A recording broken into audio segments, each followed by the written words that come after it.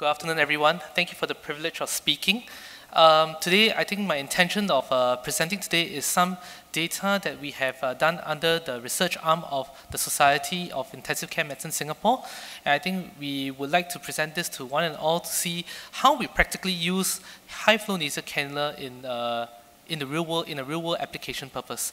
I think we've seen the proliferation of many publications since 2015 with the Florari trial. And moving forward, how have we used this data and how we have applied this in real time? So we have done this study over the last year where it was a retrospective study among 9 ICUs. This was a national collaborative effort where the ICUs named were using high-flow nasal cannula on a regular basis.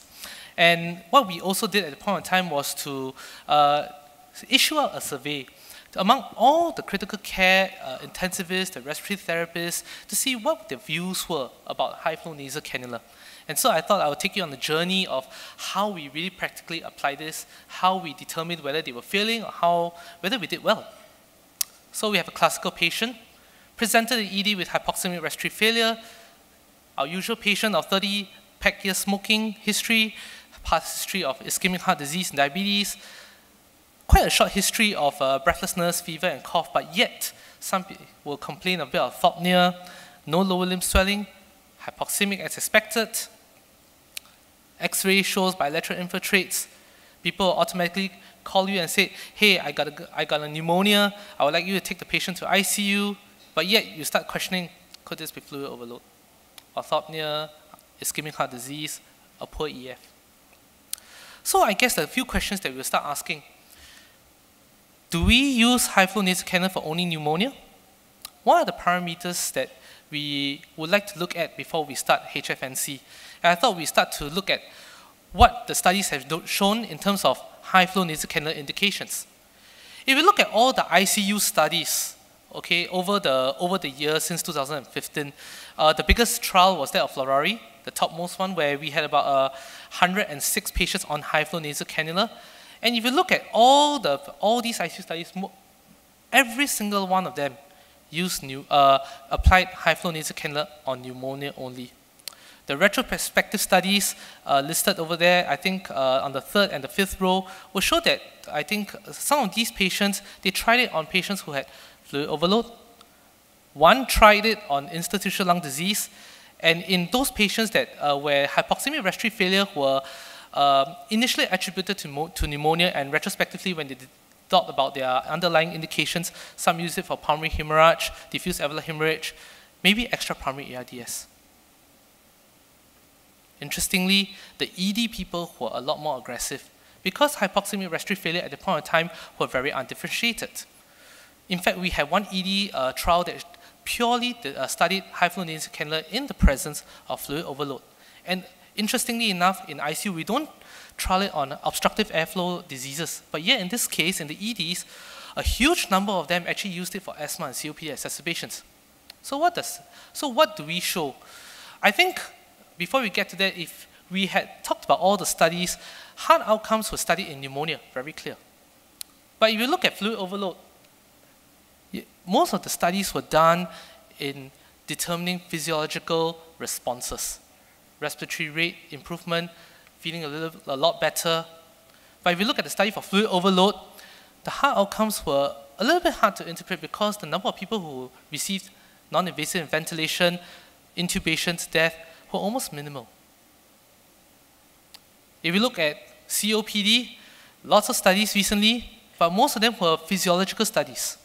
It showed improvement in their carbon dioxide levels, improvement in their respiratory symptoms, improving their respiratory rate, but yet all these studies never showed or were inconclusive in showing what the health outcomes were when you use high-flow nasal cannula. You have non-invasive ventilation for COPD, a well thought out and a well-established modality. So I think these are questions that whether high-flow nasal cannula can replace this. This is a question up in mind. So this is our results. In Singapore, when we used it for high-flow nasal cannula in the population of hypoxemic respiratory failure patients, we had a total of 483 patients, of which 298 used high-flow nasal cannula successfully means they weren't intubated, whereas 185 failed and got intubated. Not too bad. But interestingly enough, what we thought were pneumonia patients, we ended up only using it for only about 55% of them, both in the failure as well as in the successful group. Interestingly enough, if you look at the previous studies of how people had used high-flow nasal cannula, in Singapore, we used it for non-pulmonary ARDS, we also used it for heart failure, we also used it for obstructive airway disease. Some food for thought. And you can actually see that there are some decent outcomes for some of them, although the numbers are not very big.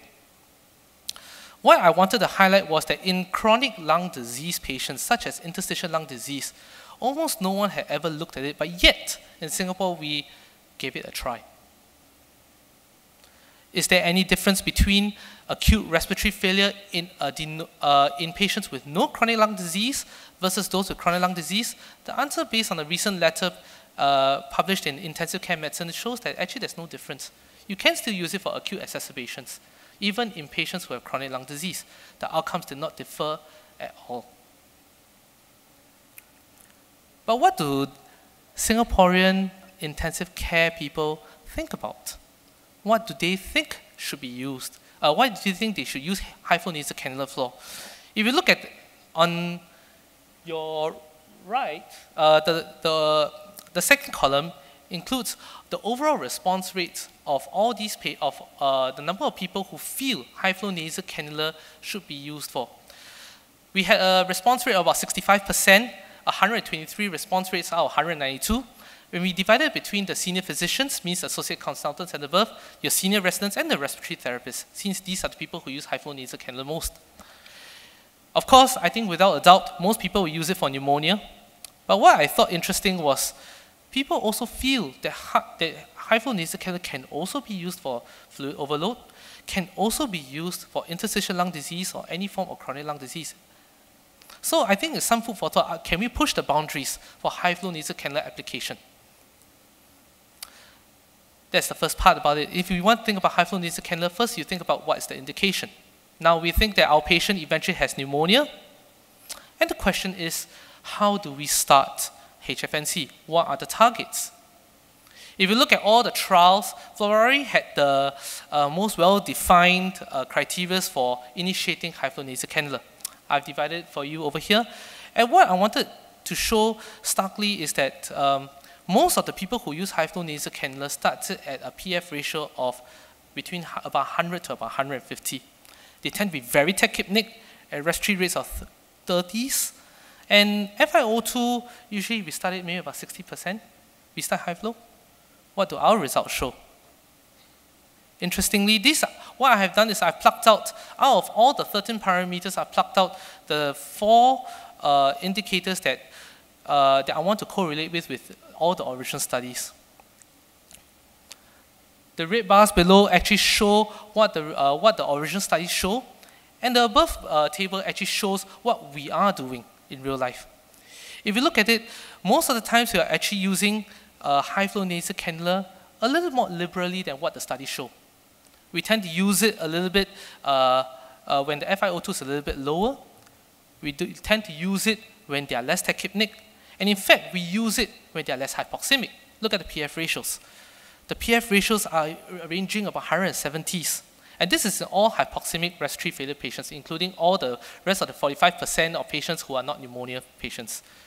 But after 1 hour of administration, you look at the difference. I think we are still using a little bit more liberally than what the studies will show. And later on, I'll get to you about what our outcomes are. Interestingly, if you look at our own thresholds individually, the senior physicians tend to hold back on high-flow nasal cannula. They tend to hold it back for the sicker patients. Look at the sets that they accept, and 86%. Whereas the senior residents and respiratory therapists tend to kind of follow the studies a little bit more closely and a little bit more strictly and apply high-flow nasal cannula. Similarly, I think the FiO2 that we are applying for, we tend to apply it a little bit more liberally. And interestingly enough, we tend to apply it when they are not even so tachypnic. So, if we think about our thresholds to the thresholds to apply high-flow nasal cannula, we may be applying, in Singapore, we probably are applying it a little bit more liberally, but does that mean anything different? So, the next question we often ask is that when we first start high-flow nasal cannula, how do we do it? This is what we think. I think there's no hard and fast rule about this. No papers will ever tell you how to do this, but practically on the ground. Most people would, similarly in most of the studies, will apply it at a saturation of, to achieve a saturation of 92%.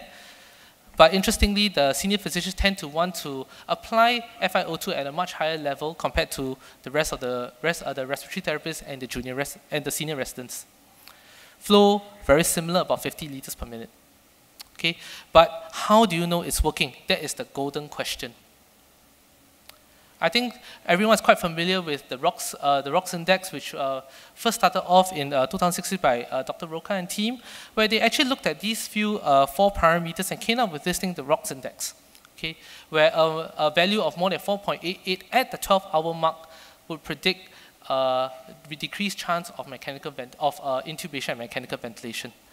What they did was in the ROX index, they actually studied the ROX index at 4 parameters: the second hour of HFNC administration, the 6, the 12, 18, and 24. And of course, like I mentioned, a ROX index of more than 4.88 would suggest that you are less likely to be intubated. This was in 2016. And I think late last year, they subsequently validated it in the Blue Journal, where you actually can see that at 2, 6, and 12 hours, if a ROX score is more than 4.88, your likelihood of intubation and mechanical ventilation is a lot less. However, if you look at some of the other studies of high-flow nasal cannula, there are other things that predict high-flow nasal cannula failure. The patient's subjective discomfort, but that's a bit hard to define because you won't go up to the patient clinically and say, "What's your score?" It's a bit hard to say. They may be speaking in short phrases. Can you tell? A bit difficult. And I think one of the other papers in intensive care also showed that heart rate was the major predictor of high-flow nasal cannula failure. In our study, if we look at the baseline parameters for all, this is for all hypoxemic respiratory failure patients, we have very similar results in terms of predictors of failure: the respiratory rate, the heart rate, SF ratio. And what I found interesting was that even at a higher level of bicarb, okay, was actually predictive. I think one of the considerations is whether a high bicarb would denote that this patient actually could be sick, could be dry, or whether they potentially are starting to retain CO2. That is something to consider. And after administration, while the bicarb disappears, SF ratio, respiratory rate, PF ratio, and heart rate still remain constantly predictive.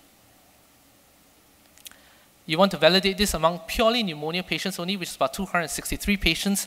We had very, very similar results in terms of prediction of failure. Respiratory rate, SF ratio, and the heart rate. And this is 1 hour after the HFNC administration.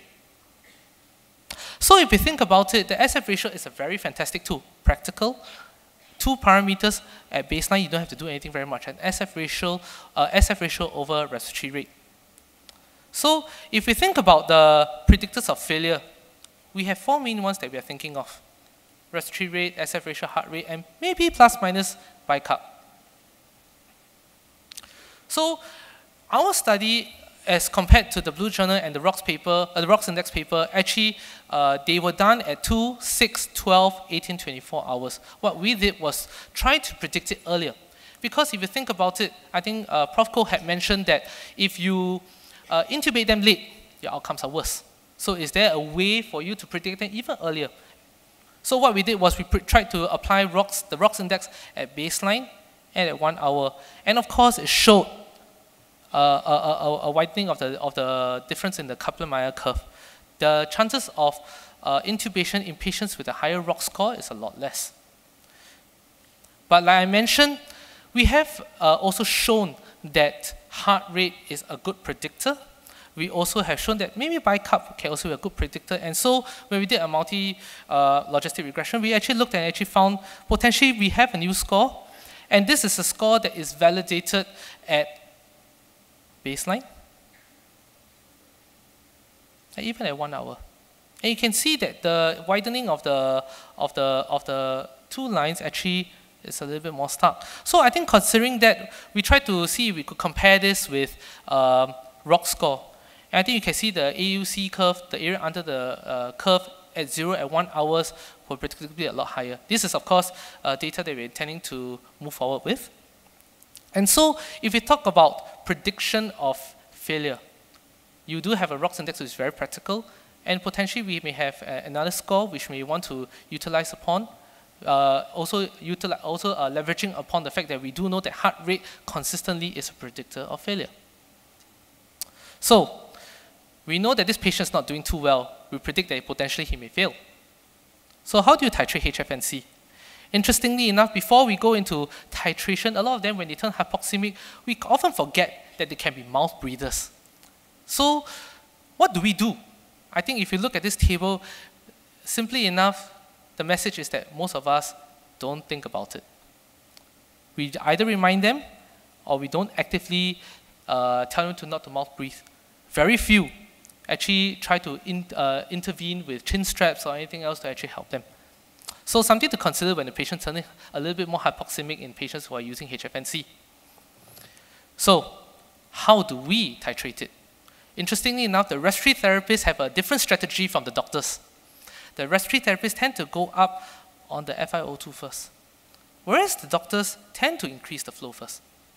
Why? I think there's no hard and fast rule. No one would be able to tell you whether it's right or wrong.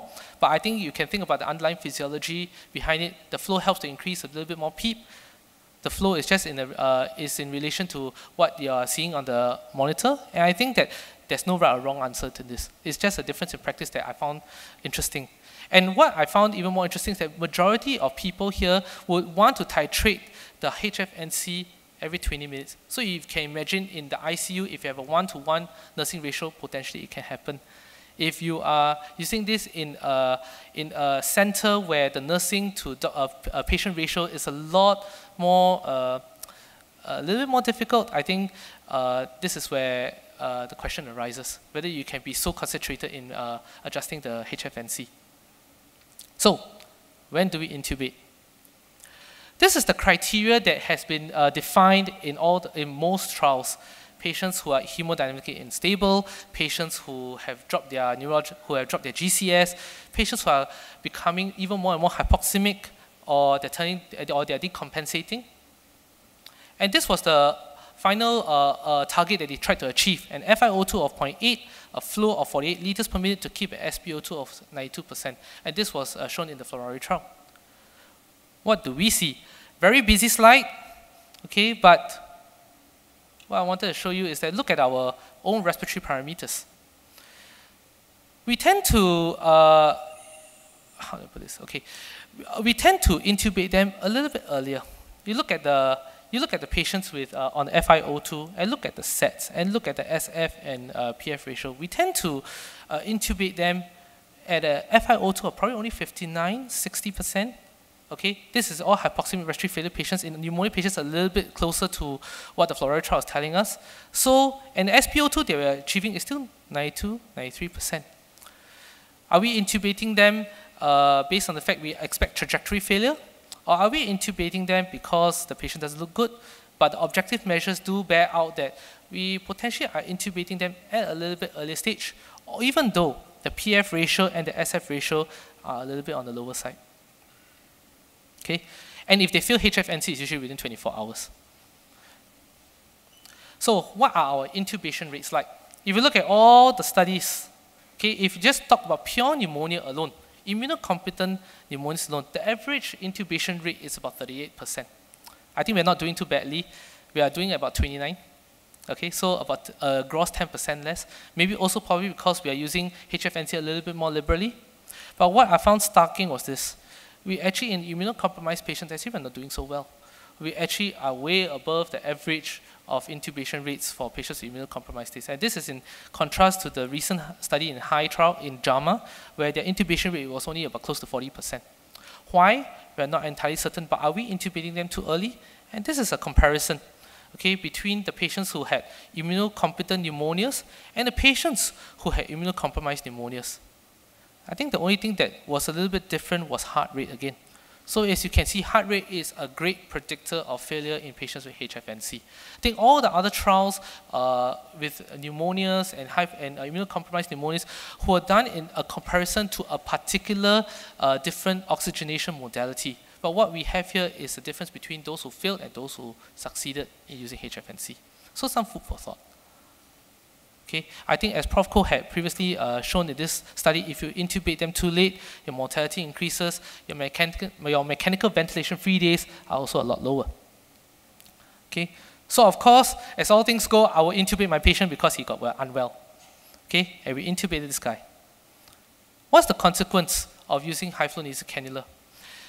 I think most of the studies, I think this is quite obvious data. I think the HFNC, the fluoride trial actually showed that if the patients had some mortality benefit, particularly for those who avoided intubations, and I think we also found similar results. We went a little bit more. We also showed that the length of stay also decreased if you use HFNC successfully. Their mortality also was a lot lower. And when we validated it to just purely pneumonia alone, it was exactly similar.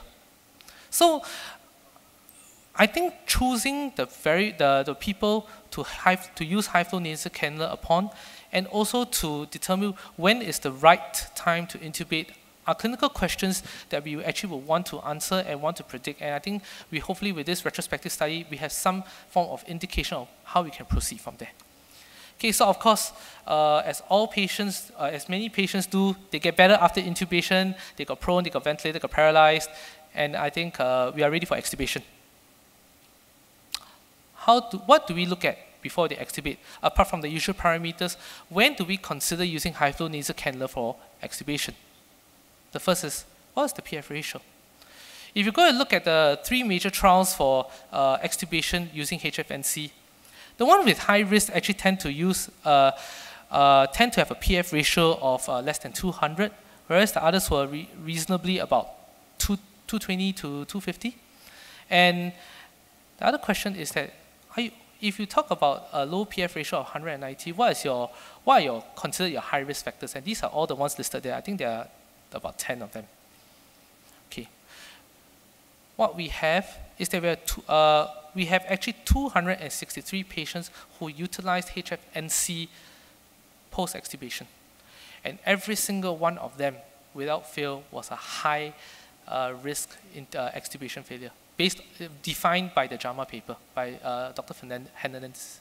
So what I have done is that I've shown you the parameters prior to extubation, and we compared them. If you're going to look at it very carefully, I highlight two boxes here. The PO2 and the PF ratio. The 2 rows below actually shows our own study, the patients who were successfully extubated and those who failed extubation. Interestingly enough, we are using HFNC at a much higher PF ratio than what the studies show, even though these patients are considered high risk. Did that mean anything? Look at our extubation success rates. We are actually doing pretty well. I think we are extubating them at successfully about 80+%. Okay, compared to the others, about 70s. I think the McGorry paper in the Blue Journal was a little bit small, so they only had 2 failures. But majority of ours actually had successfully been extubated. And I think this is important. And I think the question I will ask based on this is that we are extubating them with a PF ratio that is a lot higher than that of the other studies. But yet, we have identified accurately that all these patients are high risk. Is there some form of interaction, or do we need to further refine our thresholds for using HFNC post-extubation? So another food for thought. And of course, if we talk about extubation, using high-flow nasal cannula post-extubation, what are the heart outcomes we look at? Again, all the studies that were done were using high-flow nasal cannula versus another oxygenation method. A lot of them using venturi mask, and I think if you look at the things highlighted in blue, the heart outcomes were in comparisons. They were not based on whether they succeeded or failed. So even the Stephan paper also actually showed, when you compared this with NIV, they hardly talked about about heart outcomes. They basically talked about failure of extubation. That was all their main primary outcomes. And so what did our study show? So I think we kind of proved the fact that what we all already knew, but we are just putting it into words, that if you use HFNC post-extubation, you definitely have definitely have better mortality. You also reduce the length of stay. I think this is a given. But what I found interesting is that how fast before you think that they will predict failure? And I think the answer lies in the first row, where you actually fail within 1 to 1.5 days. So I think the trials of using HFNC up to 48 hours is probably a good gauge of how long you should use HFNC post-extubation.